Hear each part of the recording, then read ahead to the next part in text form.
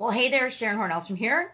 You can call me Pajama Grandma. In case you haven't met yet, go ahead and put hashtag pajama in the comments below so you know it's the first time you're being exposed to the Pajama Grandma. Today is actually day 337 of my sharing what I'm up to now. What am I doing as I transition from the brick and mortar corporate world of business to the online world of business, and the ups and downs, the good, the bad, the ugly, what I've done that's working, what I've done that isn't working, how I've spun my wheels and wasted tons and tons of time, what I've done wrong, what I've done right, what I've learned along the way, and what you can learn so that you don't have to do all the crazy antics and make all the mistakes that I've made along the way. And today I am working on follow-up and how important follow-up is. As I'm sure you're aware, if you've heard me at all, I'm creating and doing a women's summit. Now, the first summit's in January, and I've already done some interviews, but there's a whole lot of ladies I need to follow up with and get. I decided that I would add and do the interview questions ahead of time so I could get the responses and turn those into a book. And I need to follow up with all the ladies that I've sent that to that I haven't gotten it back with. I want to follow up and contact a couple more Dream 100 people or people that I would love to participate in the summit, only because I feel like this is the best summit for them. We're going to do 4 or 5 of them, but until we recycle the topics again, I think that what they do is magnificent and directly suited toward this particular summit. So I want to reach out to a couple more of them and ask them if they would like to participate in the summit. And that all involves follow-up. The reach out is important, but following up and asking and making sure people get the information that they need and they want, making sure that they get the form and they get it filled in and that they bring it and they get it back in kind of a timely manner, because what we do is time sensitive. And if people don't participate, they don't participate. That's awesome. That's fine, because guess what? There are millions of women out there that need to be showcased. They need to be seen and heard. There's somebody out there that needs to hear or see their message and needs to meet them. And this is a great way to showcase them and get them out there so that more people can see them. So follow up, follow up, follow up. They say the fortune's in the follow up, and it's so true. In my own personal experience, and both in corporate and in my small businesses and in my online world, people are so busy and so inundated with information and with their lives. We are busier than we have ever been. Even though I've really cut back and curtailed on my busyness and chaos, we all are still so inundated with information and requests and things that if I don't follow up, I'm going to get lost in the crowd. People are never going to know. And then they'll miss the opportunity to participate in the Women's Summit or whatever, because I didn't follow up, because I got lazy and didn't follow up and ask people and let them know about it. It's my job to put the message out there, and then whoever's attracted to it will be attracted to it. And that's actually how I'm deciding who's participating in the summit or not. It's like who responds, who's attracted to it, who knows that the timing is right for them. And we've only had a couple people that said, hey, the timing isn't right for me. This isn't right for me. And I've actually been kind of surprised, because I thought it would be a lot more people would say the timing isn't right for me, or this isn't the right opportunity for me, or this isn't how I want to showcase my talent and my abilities. So following up, it depends on what it is that you're doing and what it is that you're asking and what it is that you're trying to get as a result and an outcome.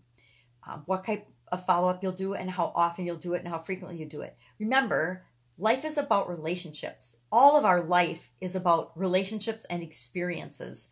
And if you're not building relationships, if you're just expecting people to come to you and buy your stuff or do something for you, and you're not giving anything in return except for you think the great value of your product or service, you're in for a rude awakening, because we're all selfish human beings. Our job is to protect ourselves and to do what's in our own best interest. And if what you're offering isn't in someone's best interest, it's just in your best interest, you're never going to get any leverage. You're never going to get any traction. Your business is not going to succeed, because it's all about what you give to the other person. It's all about how you help them solve problems or get results, and then follow up to make sure they're getting the results, that they're using your product or service the way it's designed to be used to ensure that they will get the results that they want. And you can do that through emails. You can do that through the phone. You can do that through Messenger. There's so many ways to easily do that with technology nowadays that there's no excuse not to follow up and to continue to communicate with and build relationships in an ongoing basis with your customers and clients. It's really lazy and selfish to not do that. And people might get mad at me for saying that, but It is. It's lazy and selfish if you don't care about your customers enough to follow up with them and make sure that they're getting the results they want. Make sure they're happy with what they've gotten from you, because a happy customer is going to come back time and time again, no matter what your product or service. A happy customer is going to continue to ascend and buy more from you in the future than somebody that you just sold something to once and then you never followed up on, because it clearly demonstrates that you don't care about them. You only care about yourself and the money that you're going to make by selling them a product or service once. So that's my little rant about following up. So what are you doing today? What are you doing today to move your business ahead in the direction that you want it to go? Every day you got to be doing some little thing, taking some little action to move your business ahead. And I don't care if it's Sunday. I don't care if it's Christmas Day. What are you doing?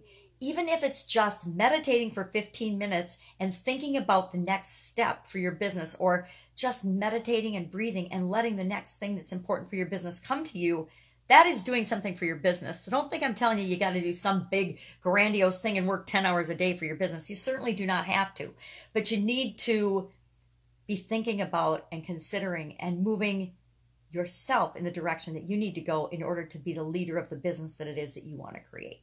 And that includes a lot of personal development and self-development, and just growing and expanding as a person so that you've got more to give, more capacity to give and lead. And the more you give and lead, the better your results will be. So that's a weird one today, but I'm obviously thinking about follow-up in a really big way, because I haven't been great at follow-up in the past. I, like everybody else, have dropped the ball on things. I will tell you a little trick and a secret that I picked up in corporate America, or that I started doing in corporate America.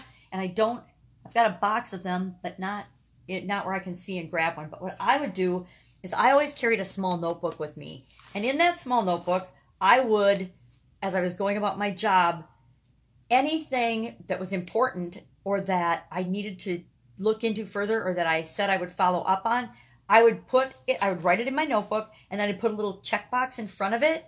And every single day before I went home, I made sure I went through that notebook and looked at what did I still have for open checkboxes. Why hadn't I followed up on that or done that yet? And then for sure the next day, or however soon, that would get transferred to the next day to make sure that I actually did what I said I was going to do and that I followed up on that. And I will tell you, from a corporate standpoint and from a success in corporate America standpoint, that little strategy, that little trick earned me hundreds of thousands of dollars in bonuses. It earned me respect, and because it made me consistent. It kept me accountable to doing what I said I was going to do and following up. And the vast majority of people on the planet, guess what? They don't do that. They forget. They don't follow up. They don't do what they say they're going to do. And following up is doing what you say you're going to do, right? I'm going to be in a relationship with you, and I'm going to give you, and I'm going to continue to create and give to that relationship. I'm not just going to think, it's like if you're in a relationship, a significant other relationship. So many people think, I just give 50-50. It's a 50-50 relationship. And I will tell you, if you just give 50-50 in your relationship, it will fail. Each person needs to give 100%. Each person needs to be giving the best of them, everything that they can give in order to make that relationship work. So if you both come in with 100%, your relationship has a much better chance of succeeding than if you each think, I'm only going to give 50-50 and that's going to work out. Ask me how I know that one.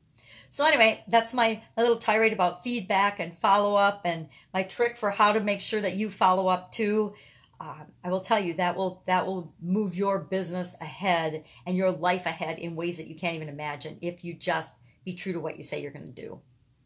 That puts you above 97% of the population, because 97% of the population does not follow up, does not do what they say they're going to do, and it makes it pretty easy to win if you just pop yourself into that 3% that actually does that. Boom. Life secret right there. Business secret right there. All right, go out, make it a fantastic day. I am going to follow up and have some fun today because it is the holidays. And I hope that you do too, because of course, I'll be with you tomorrow. Bye.